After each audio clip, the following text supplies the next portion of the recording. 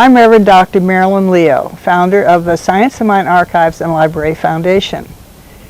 We are doing a series on interviewing wise sages, those people who have been in the science of mind or religious science movement for many, many years. And today I have with me a wonderful expression of that, Dr. Lloyd Tupper, who has been in the science of mind movement for 50 years. That's right, 50 and years a minister tomorrow, and a minister for 43. That's correct. 43 years. And so Let us begin. Practitioner for 45. Good morning, Lloyd. It's so wonderful of you to come and be with us today, and thank you for this time that you're spending for the Science of Mind Archives and Library Foundation. I'm delighted. You're one of the wise sages. You know what that means? No. That means I'm old. You've been around a long time. 50 years this month. Yeah, right, yeah. So in the movement. In the movement, okay. Well, I would have accepted the 50 from you. Oh, anyway. Thank you, Marilyn. You've always been so charming. So tell us about where you originally came from, where your family is from, and about your family and your siblings and that, would you? Tell us a little bit about you. Well, I was born in Boston, actually 6 miles north of Boston, and I lived there until I was 12, and then we all moved out to Santa Barbara. And I lived in California till I was about 18, and then I joined the Air Force, and then I went back to New York to get an on-the-job training on Wall Street. And the only problem I had was that they only wanted college graduates, and so I told a fudge and said that I was in the process of graduating, but anyhow, I got the job. Okay. And so I worked on Wall Street until 1963. And then I moved to Las Vegas, of all places. But that was where I found religious science. A friend asked me to go on Easter Sunday to this little church that he said taught the way I thought. So I, of course, went to Mass first in case I was going to go to hell, going to a Protestant church. Very good. But anyhow, my friend told me that judging from where he saw me living, I wouldn't have too far to go.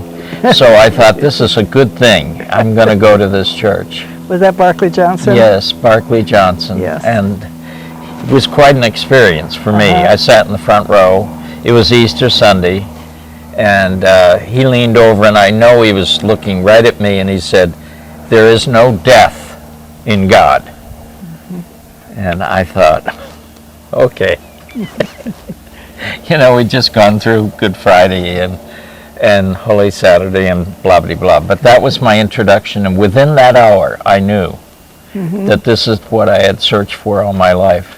Now, I had been born under the umbrella of Mary Baker Eddy, being in Boston, and of course that influence is present everywhere, you know. And even though I was raised a Catholic, my mother used a lot of New Thought in her conversations with my siblings. I had 3 siblings, and we were all raised with Emerson and Thoreau, and I think a little bit of Phineas Parker's Quimby and Mary Baker Eddy, and the likes of that. That's wonderful. They slipped right into Ernest. It did, right into Ernest. I felt at home.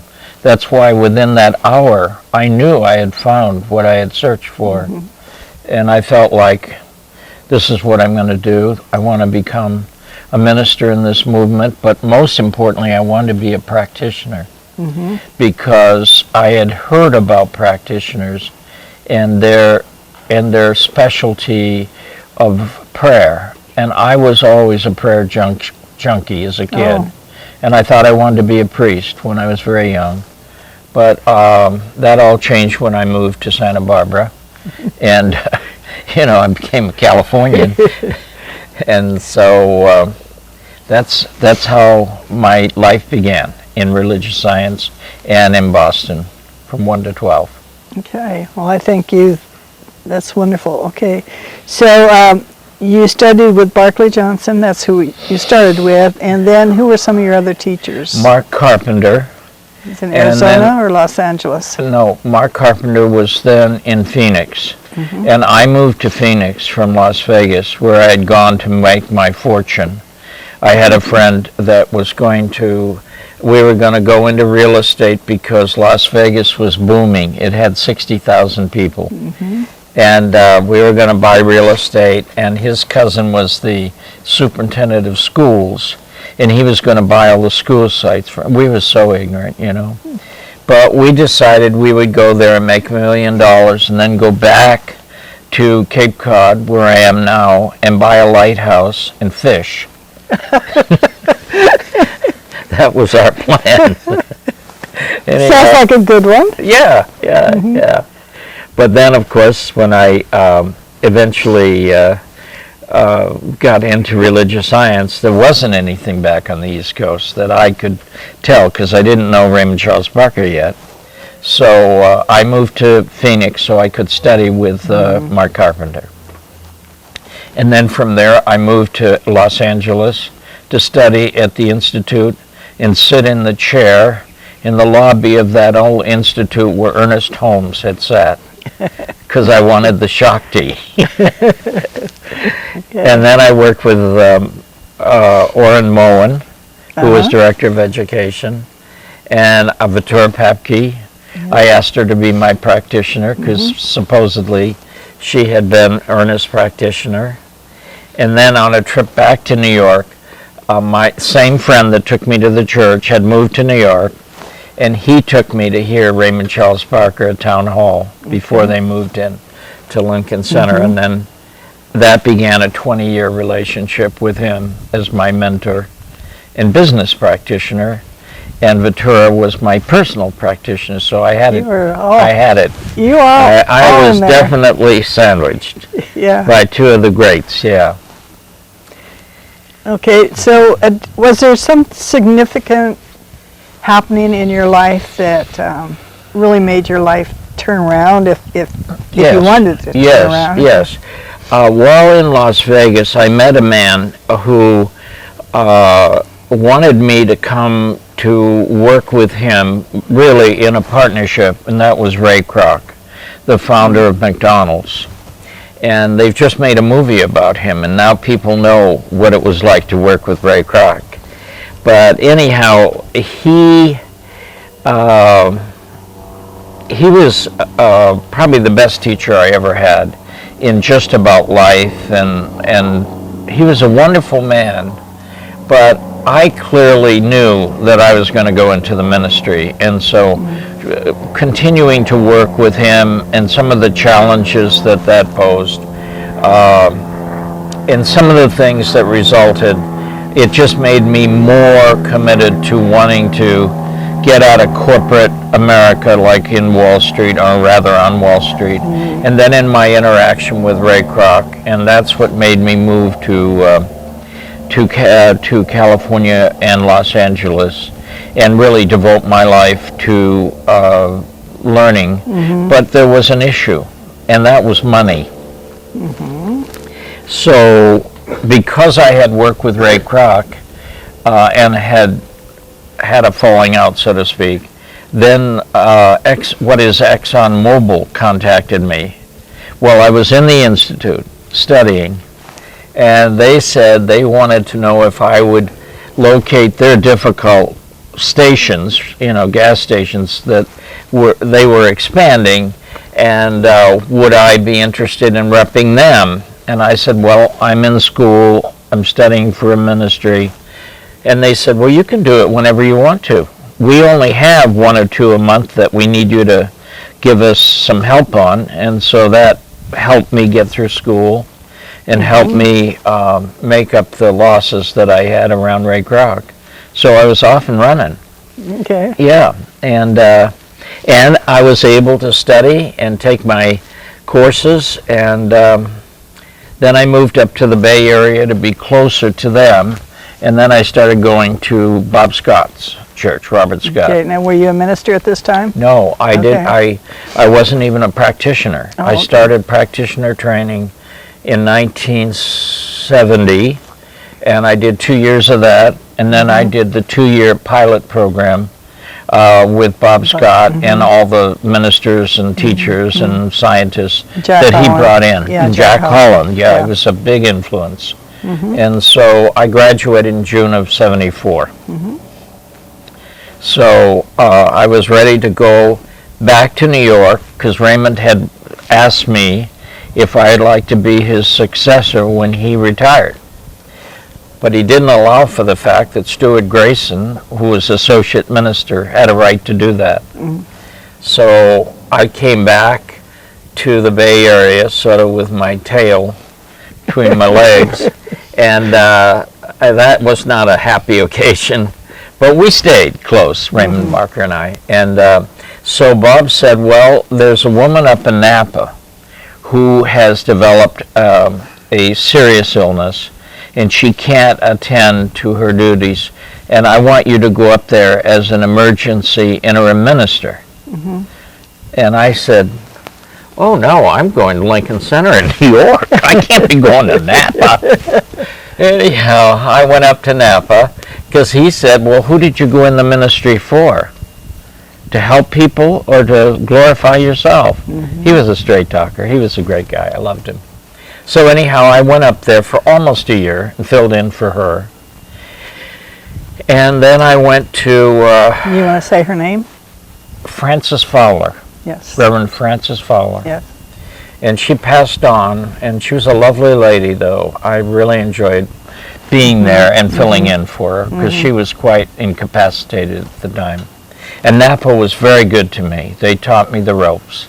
And I was in a little tiny church, but we grew it to about 100 from 20, so it was good within that year. Did you meet Arlene Bump and her husband at that time? Yes, I did meet Arlene Bump, but not there. I met her later. In Monterey.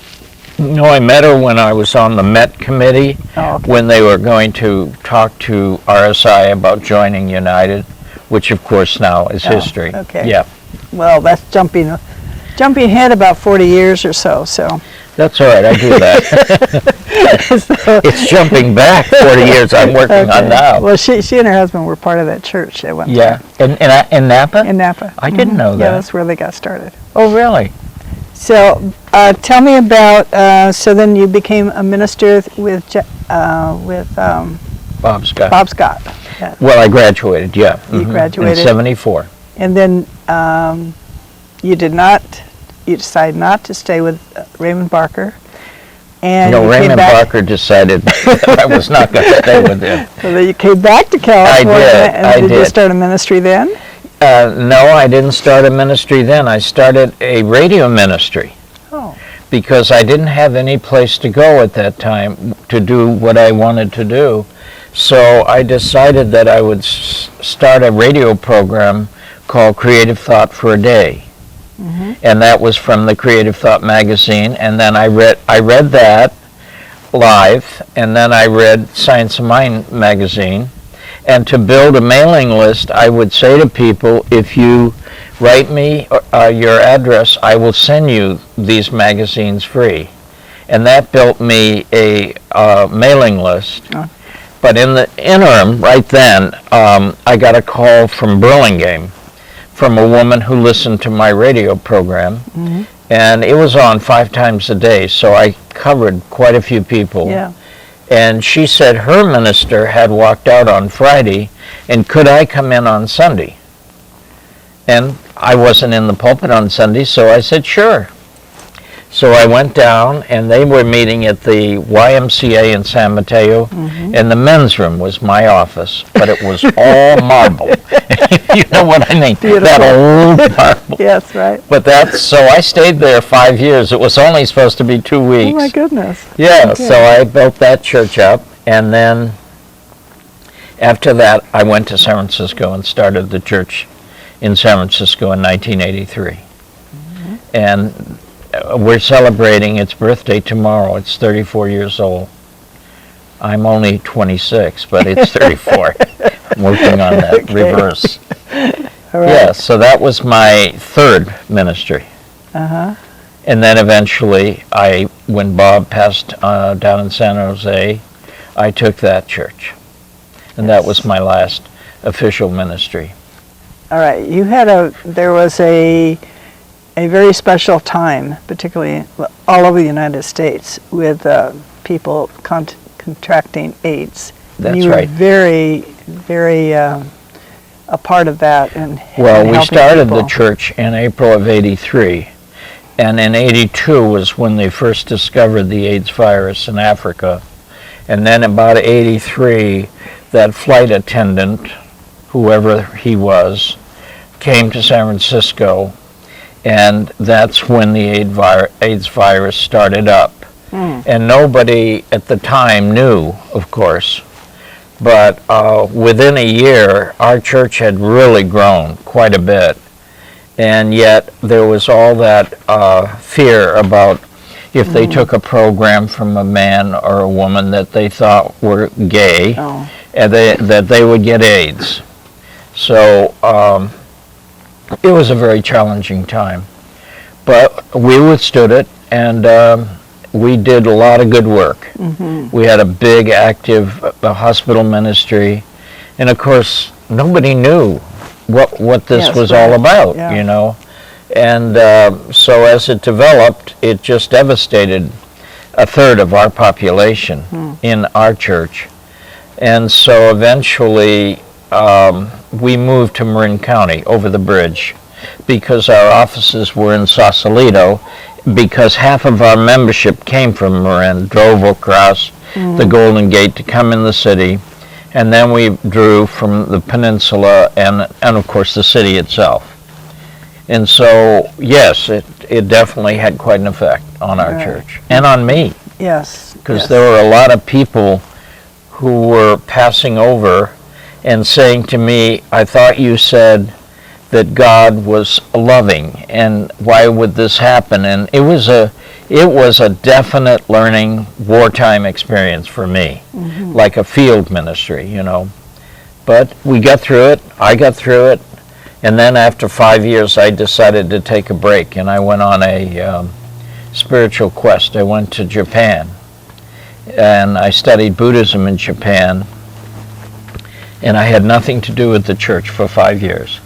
And the current minister of that church was one of my students in the School of Ministry. I became the president of the School of Ministries, and then I'm president of the Holmes Institute, which was basically training ministers. And then I became president of the Science of Mind Foundation. You've had some major projects. It's my life. Yes. It's my life. Yes. I mean, I've done other things to keep the wheels greased. That means making money. But because you can't go into the ministry, in my opinion, with the idea you're going to make money. So I had gotten accustomed to a certain lifestyle, and I was able to somewhat maintain that to my satisfaction. And of course, I always thought if these principles work for either the lowest common denominator or the highest, we should be able to enjoy affluence while we are spiritually deepening our practice. And that was my goal, to do that. Right. Well, you also participated in your community where you were in the city of San Francisco and the surrounding areas, and helping people. And were you ever a part of any of the interfaith councils or anything like that? Or yes, I made an effort to be a part of it. During the AIDS crisis, we were all connected because everyone was pulled in, because this thing was devastating the city itself. Because there's a large gay population in San Francisco, and it was just playing havoc. But what I found was that people were mostly coming from the effect. And I was trying to hold the high ground, you know, not holier than thou, but it was challenging to maintain my faith in what we teach in Science of Mind. And so I realized the less I got involved in the problem or the effect, the more good I could do from the other end, which is the causative factor. So, and that was controversial. because people didn't quite get the causative factor. They were dealing with the effect. But we were holding the high ground, saying there's a causative factor here, and it's not about guilt. It's not about the fact that you're gay or straight or otherwise. It's just there is something going on, and I have to hold the higher ground. So we did that. And we got a lot of people coming to us over in Marin County and then Sausalito, where I had our offices. On Wednesday night, we packed the place, and a lot of them were people dealing with AIDS. Well, over the course of that term, I buried 800 people. Oh my goodness! Oh, yeah. It was an initiation, the likes of which I wouldn't wish upon anybody, and that's why I went to Japan. After 5 years, I went over and sat with a Buddhist community just to I had to just kind of let go of everything. And I call it my breakout. And that's when I really came into realizing how great our teaching was for me. And now I've gone into the real artistry of it, and that's being a practitioner in a healing capacity. So you stayed over in Japan for 5 years, so then you came back. Well, I came back and forth and back and forth. And during the course of my being there, I was approached, because of my business background, by the director of Rothschild's Properties, which is part of Rothschild Bank. And they asked me if I would be interested in representing them as the North American rep in the United States and Canada and some parts of Mexico. And so I took that position, and I eased my way back in to, the working and being in the church again, but not in an active ministry. It was then that I decided, when I was in Japan, that I would go into the healing arts. That's what I wanted to do. And I really felt that I kind of had been maneuvered into becoming a minister, rather than sticking with the fact that when I graduated as a practitioner, which I did in '72, I thought that was the greatest day of my life, the greatest. And yet the then director, I'm sure you knew him, Elmer Gifford. Yes. He told me that I was a BB gun. I was a shotgun doing a BB gun's work, and I needed to be a minister. Yeah, he had so anyhow, I listened to those people because they knew a lot more about it than I did, and I tried to grow into it, but I realized after San Francisco, I just needed to get back into the healing arts, because I wanted to answer those questions that were being posed to me about, if this works, why isn't it working? And so that's what I've been devoting the last part of my ministry till today. And including, and you will tomorrow also. That is true. That is true. That's great. Yeah. That's great. All right, so you were part of, in your early days, you were part of the United Church, and then Raymond Charles Barker was part of the Religious Science International. And he and Bob Scott worked together. They said that I needed to be sandwiched. Yes. So I'd go to New York on Saturdays and take Raymond's classes. Then I'd fly back on Sunday after church at Lincoln Center. Then I'd fly back to California and do my thing.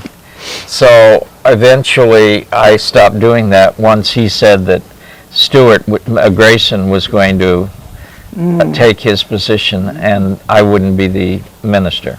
So. Okay. Were you ever, were you any part involved with the church or the organizations, either of the organizations, during the process, integration process, when the two organizations came back together? I was in much earlier, though. Probably 10 years sooner than they eventually did. And I was on a board with Bob Gale and Arlene Bump, you mentioned her, and Frank Richelieu, and the other fellow that passed over recently from LA. He was an actor that had become a great. Donald Curtis? No, I did work with Donald Curtis at one point, but no. Actor. His name was, I believe, Robert, that started the church in Los Angeles. Oh, that's David. David Walker. Yes. He was on that board. And Margaret Stortz, who was chairperson of our church at that time, United. And we all met to explore. It was called MET, to explore the possibilities.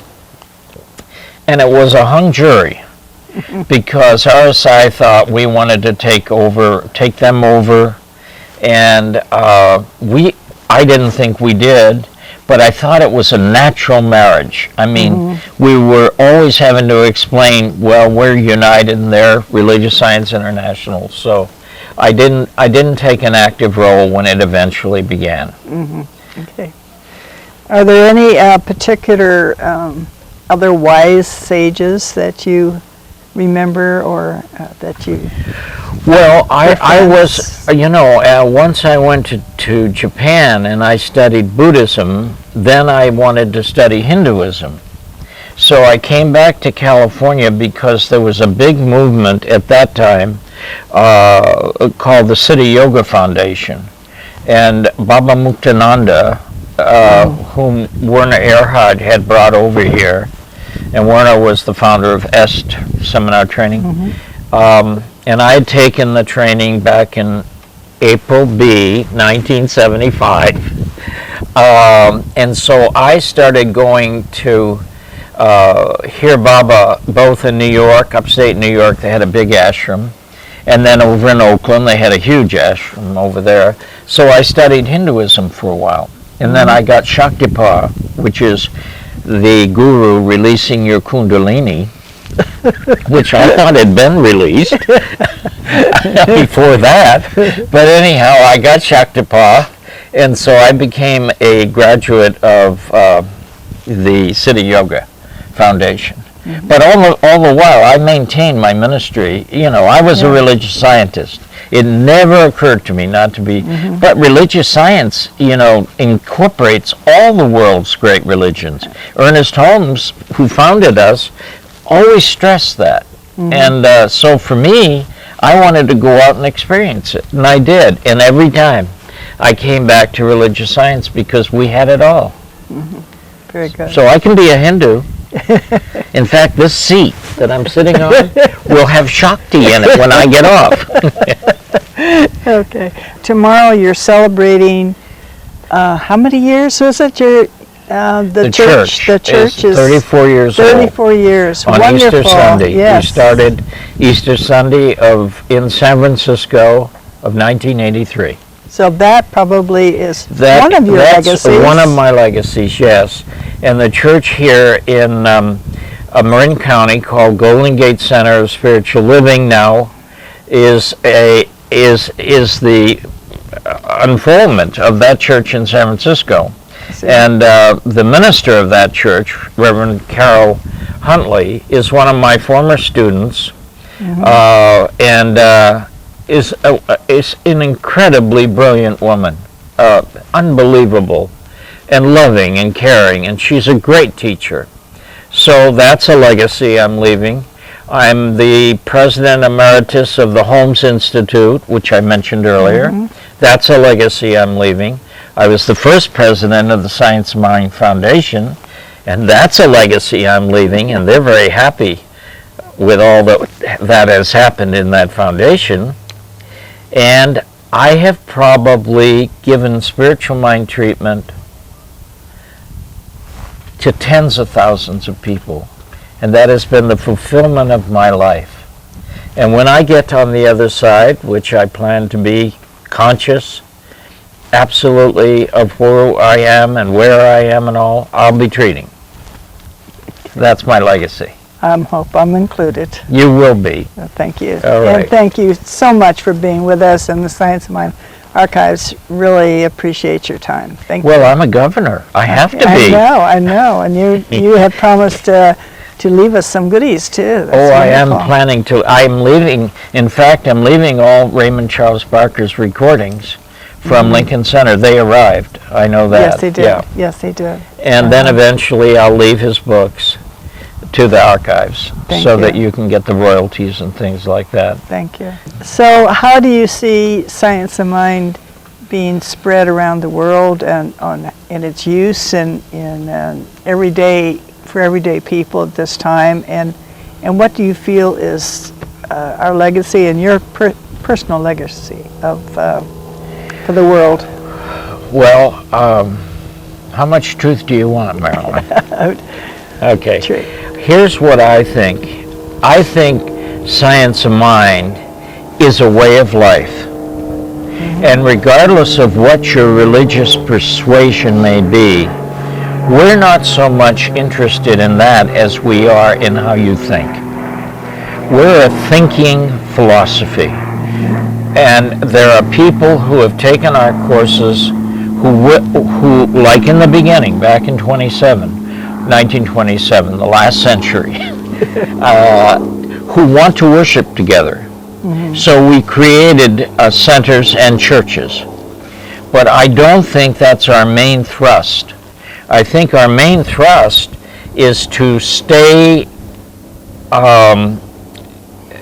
true to our founder, Ernest Holmes, and to promote the way we think. And in the question you ask, what is the greatest, I don't know if I'm saying this correctly in memory of what you said, but what is the greatest thing that I think we have to offer? Did you ask that? No, not in those words, but Yeah, yes, but that's great. you asked me what you want. Is that No, right? that's perfect. I think demonstration. That's my big thing. Where are the demonstrations? And it has to do with the fact that, first of all, we don't promote what we believe sufficiently. And Marjorie Strom up in Denver is the only person in 50 years that I've been in this movement that could come out and stand at a microphone and recite that by memory. What we believe. What we believe. Now, I read that every day, and it takes me all of 60 seconds. And I say to every person that I have an opportunity to open my mouth, if you're in religious science, tell me what we believe. And they falter. And if that is not a large, just like in Buddhism or in Hinduism, there are certain prayers, like in Christianity, if you're a Catholic, you say the rosary. It's all a repetitive thing, but it's how do we make the connection between what we're saying, which eventually evokes feeling, and when our feeling gets in touch with our subjective, which of course is the presence of God in all of us, in all creation, there's this coming together, this merging, and suddenly you got it. And so you can then kind of just enjoy the passage. That's the period I'm in right now. But every day I read what we believe. And every day I refresh myself by reading the textbook. I read the sections particularly on healing because that's the work I'm primarily doing now. And I read the general summary. And I have Raymond Charles Barker left me his books. When he passed over, he was trying to make up to me. and I have his textbook, and it's all falling apart. But he had a blue marker, and he marks certain sections in that textbook, and I read those every day. Wow. And that's very special. I'm always, and now I'm having my clients read them. Right, Frank? And I have them read certain ones because I feel that my insight has grown so much over what I ever thought I would be capable of, and actually it could have happened much sooner had I just been more disciplined. Like if you were a Buddhist, you're disciplined, you sit, you chant, you be still. Well, I think if we would insist more on people just doing a small dedication of 5 minutes a day when they start their day by reading what we believe, and by reading a paragraph or two out of the textbook, we would change the world. And it all begins with us. You know that. Thank you. And look at you. Thank you. How beautiful you are. So thank you. Do you remember when I sat beside your bed in Los Angeles? Well, you know, I know when you came to visit me, but you told me that you were there 3 days before that. That's right. Of course, I did not know that. And that's what I mean. And look at you now. Yes. Ageless, deathless beauty in the body of woman. Did I say it right? You wrote it down for me. Listen, it's been wonderful talking with you. Is there anything else you would like to share with the world, whoever is going to see this and they're going to know Lloyd Tupper? Because your name is out there. Well, it is out there, sometimes profanely, but it is out there. Well, all I would say is, look, don't wait 50 years to get this stuff. If you really want the benefit, and it's not all about meeting, the prince, getting the parking space, and then moving into the palace. We called it the 3 Ps when I started. It's really about realizing that you are immortal now. Think of that. I will never die. You will never die. This body may die, but our spirit will go forth, and we'll clothe ourselves in another dimension wherever we move in the expansion of God throughout the universe. I mean, take time to really get into the causative factor of what we say we believe. Let it become a part of your everyday life. And read something from the textbook daily.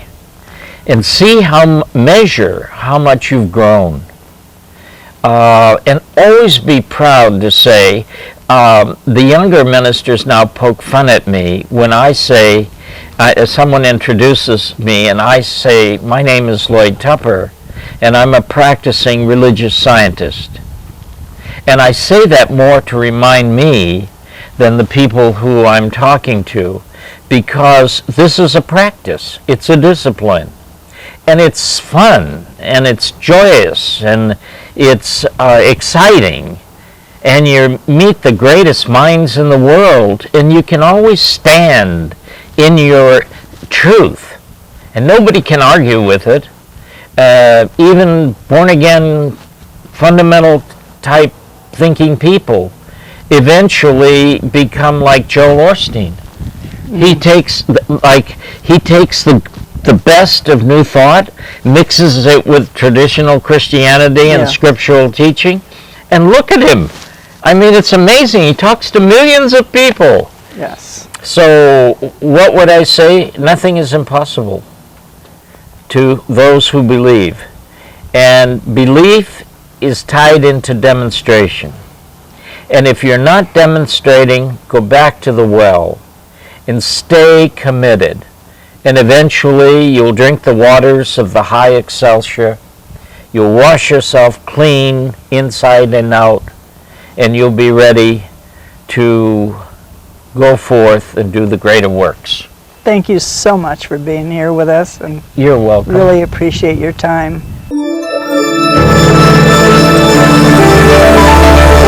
Hello, I'm Marilyn Leo, founder of the Science of Mind Archives and Library Foundation.